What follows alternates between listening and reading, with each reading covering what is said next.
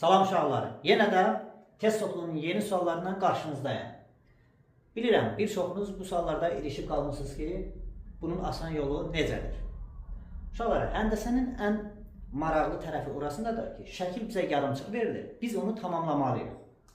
Bax, bu CD və AB toxunalarını uzatsaq, bunlar gələcəkdir, hər hansı bir K nöqtəsində kəsişəcəkdir.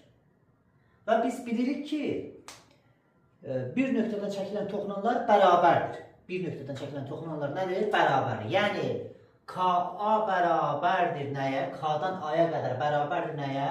K-dan hara kimi? C-yə kimi. Bu böyük çevrə üçün yazdım. Kiçik çevrə üçün də eyni yaza bilərik ki, KB nəyə bərabərdir? KD-yə. O zaman parçaların toplaması aksiyumuna görə buradan buraya qədər bərabərsə və bu hissələr, bu parçalar birinə bərabərdirsə, o zaman AB də nə olmalıdır? AB də bərabərdir. Nə olmalıdır? CD olmalıdır. AB-ni nə qədər verir uşaqlar? 4A çıxılsın 8 bərabərdir. 2A üstə gələnsinə 2. 2A da bərabərdir 10. A da nəyə bərabərdir? 5A. A-nı tapdıq 5. Bizdən nəyi soruşurdu?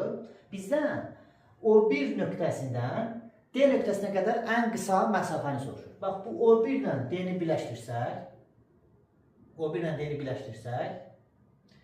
və bu O1 ilə də C-ni birləşdirsək, biz bilirik ki, radius toxunanı nədir? Perpendikulyar.